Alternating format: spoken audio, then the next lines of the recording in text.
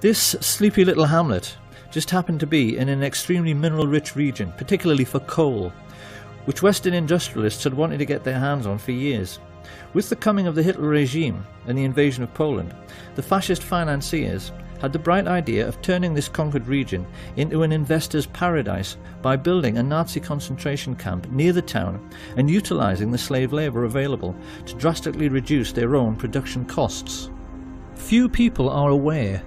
of the gigantic scale of the Nazi concentration camp network and are blissfully unaware that the real purpose behind their construction was to make a profit for the rich,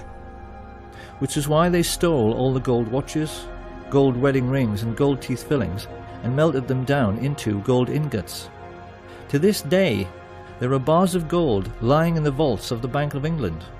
which have the Nazi swastika stamped on them. Gold stolen from Jewish corpses. It shouldn't come as any great surprise that George Herbert Walker's family were slave owners on the cotton plantations of 1930s America. Walker was used to organising slave labour,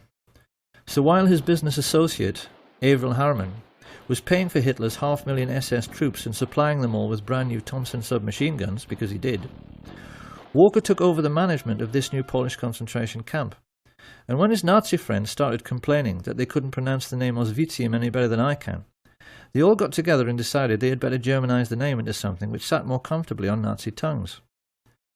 It was in this way that the world first heard of Auschwitz. Because the truth about Auschwitz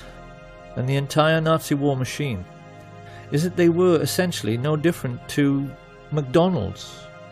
They were American business enterprises abroad, businesses which the richest European families invested in, and businesses which, because of slave labour, made obscene profits,